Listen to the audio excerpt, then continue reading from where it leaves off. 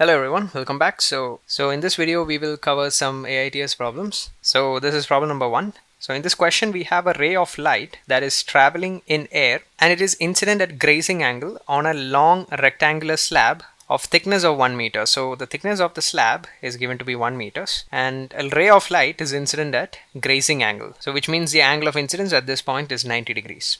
Now it's given that the refractive index varies as a function of y. As we start walking in the y direction, the refractive index is varying. So and also if you observe the refractive index, its magnitude increases as we start walking in the positive y direction, which means as we go up, the media is becoming denser and denser. So the trajectory of the light ray will look something like this. Like it will bend closer and closer to the normal as it goes up, right? So now in the question we have to find out again the equation of trajectory and the coordinate of the point at which light emerges from the slab. So first let's figure out the equation of trajectory. Okay guys, so in the question it's given that refractive index is varying with y.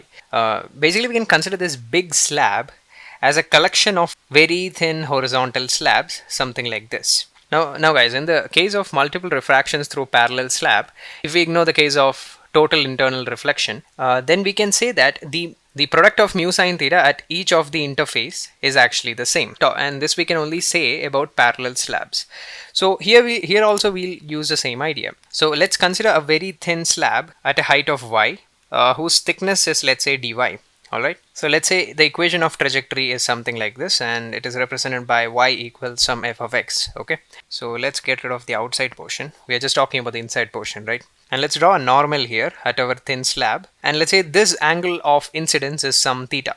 Alright, now using the parallel slab result, we can say that mu sine theta is constant at each interface. So initially the value of mu is 1 and theta is 90, so mu sine theta will simply be 1. And at this interface over here, the refractive index is square root of 1 plus e to the power 2y, basically the function that is given to us. So let's write it down over here. So it will be 1 plus e to the power 2y times sine of theta. Now as we have to figure out the equation of trajectory, we'll relate it to dy by dx. Okay guys, so let's draw the tangent at this particular point. The tangent at this interface makes an angle of theta with the vertical. So the tangent will make an angle of 90 minus theta with the horizontal. Now let's say the equation of trajectory is some y equals f of x. Okay, so we can say dy by dx is the slope of tangent at some particular point, right? And at this particular location that we're talking about, it is going to be tan of 90 minus theta, which is nothing but cot theta. So now what we'll do is we'll try to convert cot theta into sine theta. That's pretty easy to do. So we'll just draw a right triangle. So cot theta would be, so the hypotenuse is going to be dx squared plus dy squared.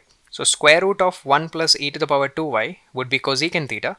And from this triangle, cosecant theta is nothing but square root of dx squared plus dy squared divided by dx. So now we are going to square on both sides and subtract 1. So this becomes e to the power 2y equals dy by dx whole squared. Okay, so now we have to take the square root on both sides. Turns out to be plus or minus e to the power y. So now the thing is guys, do we take the positive root or the negative root? And this comes down to the fact that I discussed earlier. As we are going up, we are going from rarer media to denser media. So the light ray will bend towards the normal, right? So bending towards the normal means that the equation of trajectory will be something like this. If it was the other way around, then the light ray would bend away from the normal, something like this. Okay, so in this case we can clearly see that dy by dx is positive. So we'll actually take the positive solution. So dy by dx will be e to the power y. Okay, so now it's a variable separable equation. So e to the power minus y dy equals dx. So now we'll just integrate it. At x equals 0, the value of y coordinate is 0. And we need y as a function of x. So from here, the equation of trajectory comes out to be x equals 1 minus e to the power minus y, which corresponds to option A. Now in option C and option D, they're talking about the coordinate of the point where the light ray leaves the slab. So which corresponds to this particular point over here. So this is the point P. Now we know the thickness of the slab is 1 meter. So the y coordinate of point P is 1 meter. So we'll just plug it over here. So the x coordinate of point P will turn out to be 1 minus e to the power minus 1, which is nothing but e minus 1 divided by e. So the coordinate of point P will be e minus 1 divided by e, comma 1. So the answer to this question is A, comma D. Okay, so now let's move to the next question. Okay guys, so in this question we have a thin insulated wire that forms a plane spiral, so it's lying on one single plane, and it consists large number n of closely packed turns through which a DC current I is flowing. So the radii of internal and external loops are A and B. Okay, so the loop is starting from R equals A and it ends at R equals B. So we have to find out the magnetic field at the center of the spiral and the magnetic moment of the spiral.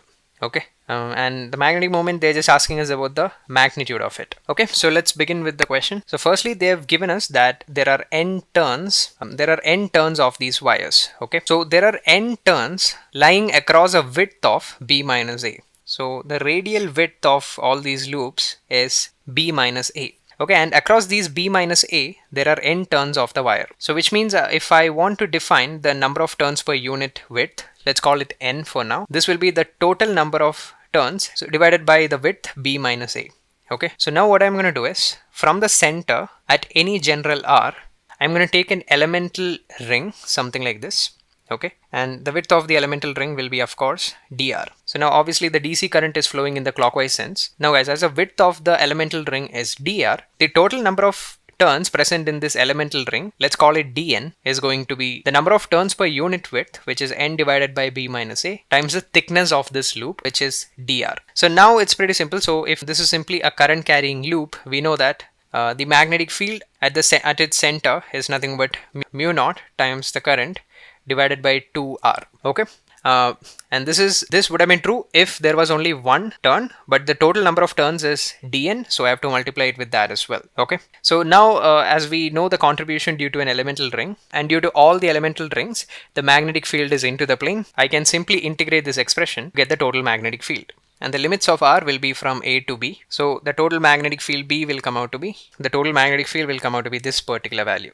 Okay, now we have to figure out the magnetic moment. So the magnetic dipole moment, let's call it as M. In terms of magnitude, it is just the current I flowing through the loop times its area times the total number of turns, right? So for this elemental loop over here, let's say the magnetic moment is dm. So this will be equal to the current I times the area of cross section of the loop, which will be pi r squared, times the total number of turns associated with this elemental ring, which is n divided by B minus A times dr. And magnetic dipole moment is a vector, and the direction you can figure out using the screw rule. So you basically have to curl your fingers in the direction of the current, and in this case the curl will give the direction as into the plane. So the direction is into the plane, but here there is no point in discussing about the direction because all the loops contribute in the inward direction only. So we can just treat it like a scalar and just integrate this. Okay, so here again we have to integrate from A to B, and our total magnetic moment will come out to be this particular value. That is option D. Okay, so now let's move to the next question. Okay guys, so in this question we have two waves that are traveling in opposite direction with speed of 1 meter per second. Figure shows the shape of the pulse at t equal to 0 seconds. So initially these are the individual locations of the waves, and based off the above facts answer the following questions. So in the first question they're saying at t equal to 0, what is the speed of the particle at x equals 2 centimeters? So let's discuss that first. So at t equal to 0 seconds, this is how the first wave is looking like, and its velocity is again given to be 1 meter per second in the horizontal direction. Okay, so this is the situation at t equal to 0 seconds for the first wave, guys. We have to figure out the velocity of the particle at x equals 2 centimeters. So that particle is actually present over here, right, at the midpoint. With time, what's going to happen is this wave is going to move in the horizontal direction, something like this, with 1 meter per second speed. So let's say after dt seconds, this is how the wave will look like, right? It would have moved towards the right by a distance of 1 dt or vdt. So let's say this is the particle at x equals 2 centimeters. Now the particle is directly below. So at x equals 2 centimeter, the particle is moving down. So its velocity is in the minus y cap direction, right? So let's say this is the initial location of the particle. Let's say it moved down by a small distance of dy, and let's say the dotted line is the direction of this line basically. Okay, so if I draw a horizontal line here, okay, something like this, let's call it dx.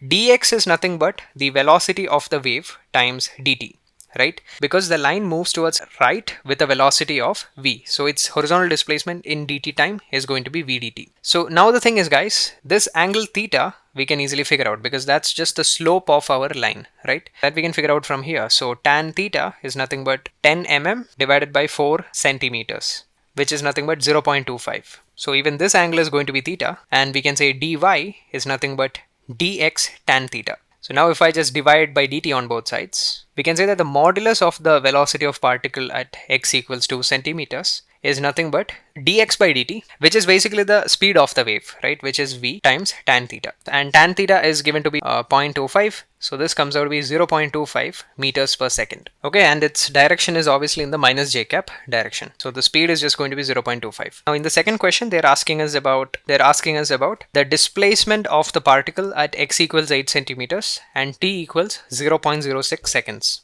Now in the second question, they're asking us about the displacement of the particle at x equals 8 centimeters and after 0.06 seconds. So after 0.06 seconds, both the waves would cover a distance of 0.06 meters. So this corresponds to 6 centimeters. Okay.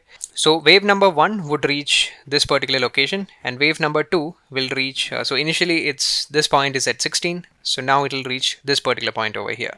So I'll just draw it in our current graph itself. The bottommost point of our wave will reach x equals 6 and the bottommost point of wave number 2 will reach 10, right? So it will reach somewhere over here. So now the thing is we have to find out the displacement of the particle. So now the thing is these two wave pulses are going to interfere with each other and the resultant displacement of the particle at x equals 8 will be superposition of the particles at present at each of these waves. Okay guys, so the y coordinate of our particle present on the first wave, from the midpoint formula we can see that it is just 5 mm. So this height is 5 mm.